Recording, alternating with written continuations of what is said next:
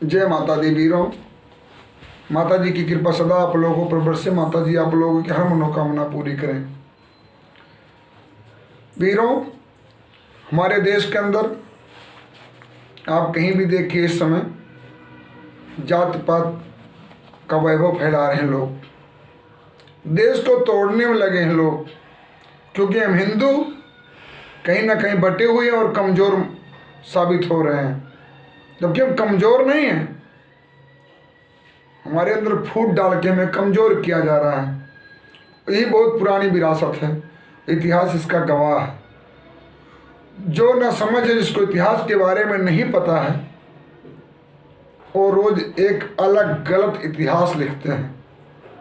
जिंदगी में इतना काम जरूर करना चाहिए, अपने समाज के लिए आप पढ़ने के लिए कुछ छोड़ जाइए, या तो अपने ऊपर लिखने के लिए कुछ छोड़ जाइए। कुछ वाक्य और कुछ शब्द समाज में अपना विचार जरूर रखना चाहिए, और जानकारी के साथ। जानते हैं, इतिहास अपने आप को दोहराता है, ये चीज सबको पता है। अगर सुबह हुआ तो शाम होगा, निश्चित है। जन्म हुआ है तो मृत्यु होगा, निश्चित है। अगर दुख है तो सुख जरूर मिलेगा, और सुख है तो दुख एक दिन निश्चित आएगा। गरीब है तो अमीर जरूर बनना है एक दिन आपको, अगर अमीर है तो गरीब आपको निश्चित बनना है एक दिन।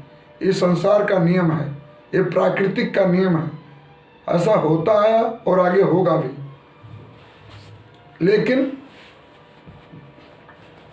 कुछ लोग कहते हैं कि ब्राह्मण जाति बना दिए। जाति हमने नहीं बनाया।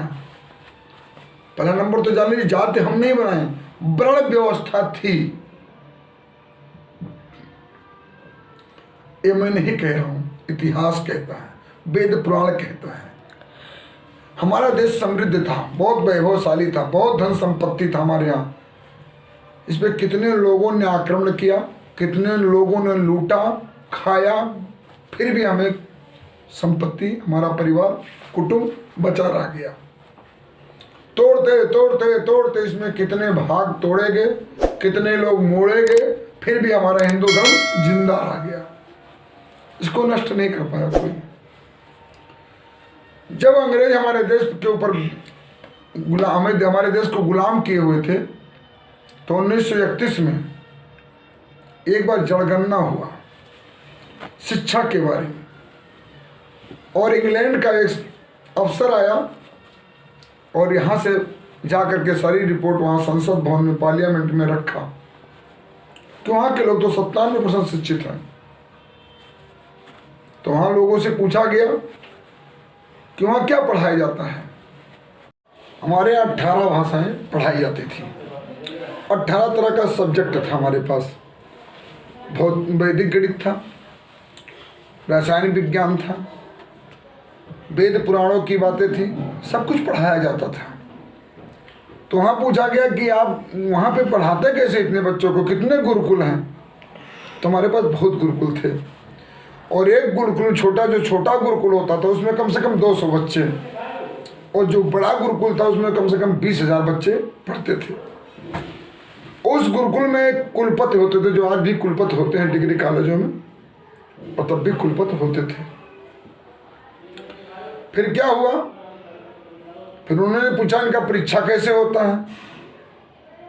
तो बोले परीक्षा होता है, कैसे पढ़ाया जाता है, कैसे परीक्षा होता है। तो पढ़ाने का थ्योरी था कि जो 4-10 टीचर मिलके 100 बच्चों को पढ़ाते हैं, 100 बच्चे जाके 1000 बच्चों को पढ़ाते हैं, अपने नीचे वालों को, और 1000 बच्चे जाकर के 5000 बच्चों को पढ़ा रहे हैं। ऐसे सीढ़ी बाई सीढ़ी नीचे पढ़ाई होती थी। उनका माता पिता कि जो बड़े शिक्षित हैं। फिर पूछा वहाँ बड़ी धन संपत्ति है। यूरोप के देशों में उतनी संपत्ति नहीं जितना एक सूरत शहर में इतनी संपत्ति है। एक सूरत शहर से भी कम संपत्ति हमारे यूरोप देशों में है।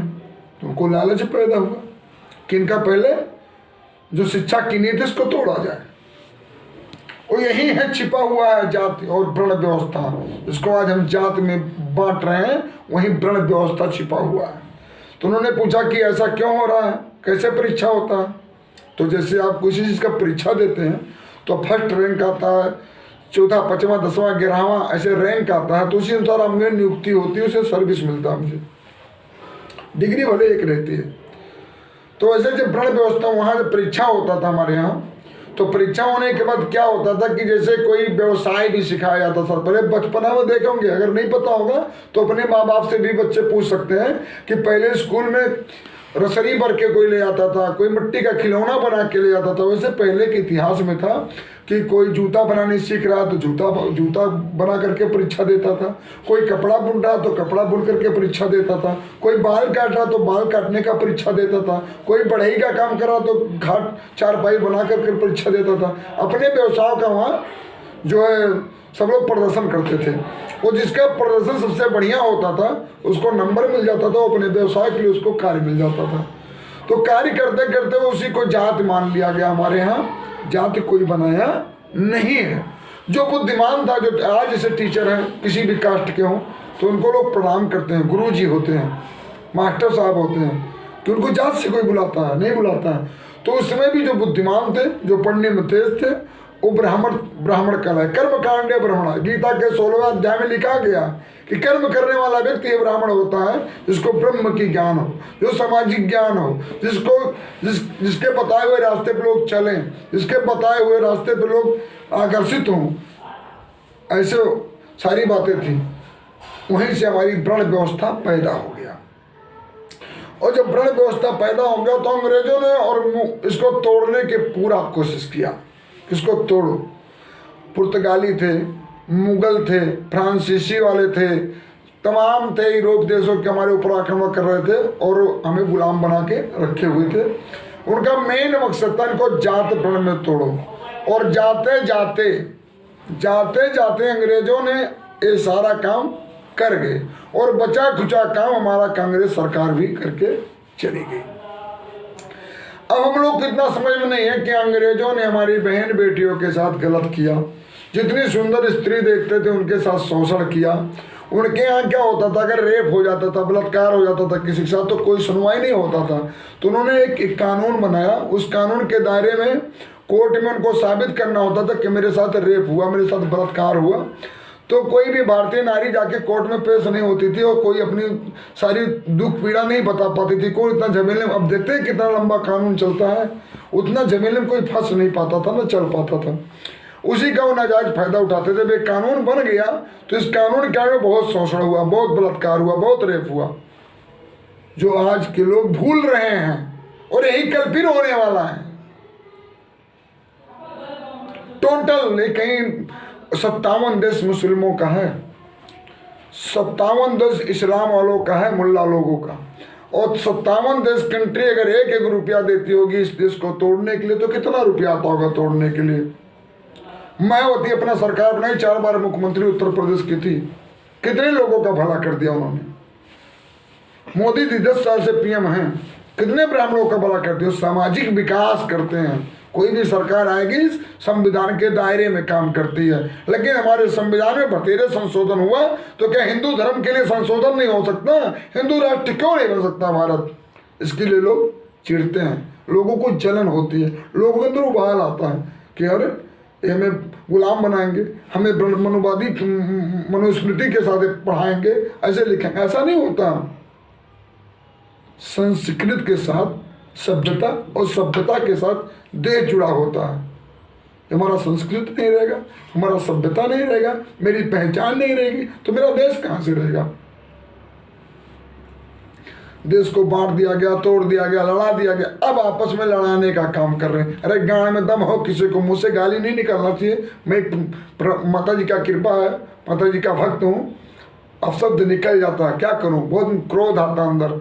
अरे दम हो, जाके बौद्ध भिक्षुओं को चीन में जो उनका उत्पीड़न कर रहे हैं, जाकर के उनके ऊपर हमला करो।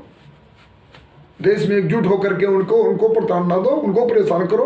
वहाँ तो क्या करते हैं चीन के अंदर, एक परिवार के 4 सदस्य को 4 कोने में भेज देते हैं और 4 कोनों में भेज करके आपस में मेल मिलाप खत्म कर देते हैं और चाइना भाषा उनको समझाते हैं, पूरे बौद्ध भिक्षुओं को। ये वहाँ की कहानी चल रही है। मिशन चलता है, मिशन, हर चीज़ का मिशन नाम देते हैं। जैसे हमारे यहाँ क्रिश्चियन का हो गया, इस्लाम का हो गया, ये हमारे यहाँ जो चलते शिक्षा नीति, बहुत लंबी कहानी, सारी चीज़ आप लोगों से शेयर करता रहूँगा। अगर आप लोगों को अच्छी लगी मेरी बातें तो कमेंट और शेयर जरूर कीजिए आप लोग, और सब्सक्राइब कर लो भैया। आपके परिवार का आपका बेटा हो, मदद करो मेरा भी। लोगों का मदद करते हो, मेरा नहीं करते हो, क्या गुनाह कर रखा हमने? आपके परिवार का हो बाबू। जय माता रानी की। वीरों ध्यान दीजिएगा, आज के डेट में ना कोई किसी को मंदिर जाने से रोकता है, ना कोई किसी को कार्य करने से रोकता है। अब हर आदमी हर कार्य कर रहा है, क्योंकि पैसे से सब कुछ मिलता है, और पैसा कमाने के लिए इंसान, पैसा कमाने के लिए इंसान कुछ भी करे, मगर लीगल होना चाहिए, क्योंकि पैसे से सब कुछ मिलता है। लेकिन हमारे यहाँ बस जात पात तोड़ फोड़ मचाए रहो, कहीं आरक्षण के मुद्दे पे, कहीं देश के मुद्दे पे, कभी संविधान के मुद्दे पे। क्या हुआ क्या नहीं हुआ, रामचरितमानस के ऊपर तमाम बवाल हुआ।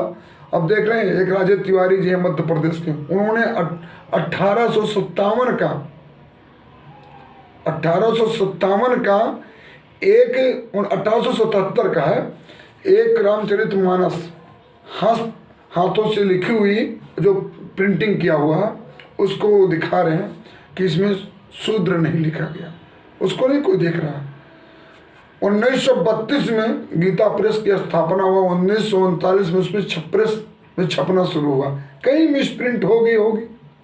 अभी लोगों से पूछो कि संस्कृत, कोई हिंदी में शब्द दे दो और कह दो बेटा इसको संस्कृत में आप संस्कृत में इसका व्याख्या कर दो, संस्कृत में इसका ट्रांसफर कर दो, नहीं कर पाएंगे, कतई नहीं कर पाएंगे। कहीं ना कहीं गलतियां हम लोगों से हुई है, जो अपनी मातृभाषा को छोड़ दिए। वो मातृभाषा छोड़ने का ही मेन कारण है जो आज हम लोग अलग अलग हैं। अगर मेरा मातृभाषा होता संस्कृत या कोई हिंदी होता तो हमारे साथ कोई बवाल नहीं होता। अलग अलग देश, अलग अलग राज्य, अलग अलग भाषाएं, कहीं इंग्लिश, कहीं उर्दू, कहीं हिंदी, यही सारा खिचड़ी मेल चल रहा है।